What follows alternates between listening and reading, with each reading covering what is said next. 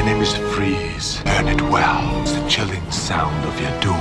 Poison Ivy. Hi, Freeze. I'm Batman. Batman will watch his beloved Gotham Paris. When Batman and Robin hit theaters in 1997, it arrived as one of the most visually extravagant and tonally flamboyant superhero movies of its time.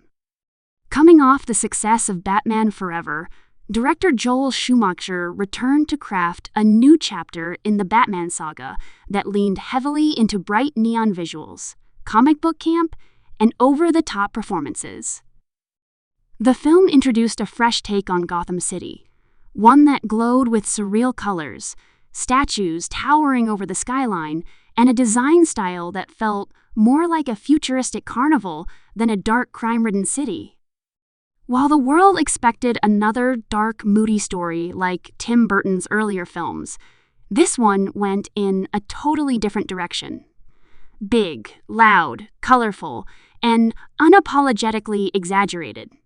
The movie brought back George Clooney as Bruce Wayne, stepping into the cape and cowl after Val Kilmer's departure. Clooney's portrayal of Batman leaned into the charm of Bruce Wayne's billionaire side, giving him a lighter, more approachable personality. His version of Batman didn't brood in the shadows as much as his predecessors. Instead, he carried the confidence and style of a hero comfortable with his dual identity. Alongside him was Chris O'Donnell reprising his role as Dick Grayson, also known as Robin.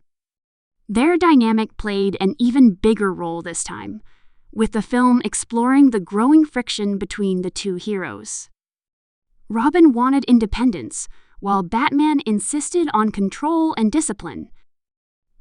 The tension between them added an emotional layer to the otherwise flashy spectacle, showing how teamwork can break apart when egos clash. One of the biggest additions to the story was the arrival of Batgirl, portrayed by Alicia Silverstone. Her inclusion was a way to expand the Bat family and attract younger audiences. As Barbara Wilson, she was reimagined as Alfred's niece instead of Commissioner Gordon's daughter. Her journey from an ordinary girl to a crime-fighting ally brought a sense of empowerment and youthfulness to the team.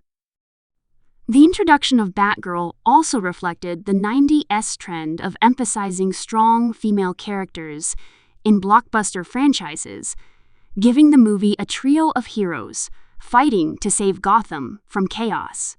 The villains, as always in Batman films, were larger than life. Arnold Schwarzenegger took on the icy persona of Mr. Freeze, one of the most visually striking Batman villains ever brought to screen. Covered in metallic blue armor and spouting cold-themed puns, he was a blend of menace and humor.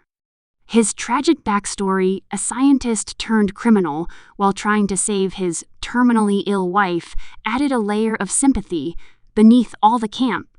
Schwarzenegger's performance was deliberately theatrical, designed to match the movie's heightened tone. Opposite him stood Uma Thurman as Poison Ivy, a seductive eco-terrorist who used her beauty and toxins to manipulate men and fight for the protection of nature. Her flamboyant costumes, flowing dialogue, and enchanting charm made her a scene stealer. Together, Freeze and Ivy embodied the dual chaos of Gotham's world beauty and brutality intertwined. The production of Batman and Robin was enormous in scope. Everything from the costume design to the set pieces screamed excess. The Batsuits, particularly Clooney's, became instantly infamous for their exaggerated design choices, especially the addition of molded armor and the now legendary bat-nipples. Schumacher's vision was intentionally stylized, drawing inspiration from the camp of the 1960s Batman TV series while blending it with 90s blockbuster energy. The result was a film that looked like a live-action comic book, with exaggerated lighting, massive statues, and wild camera angles. Gotham wasn't just a city, it was a character itself, pulsating with color and chaos.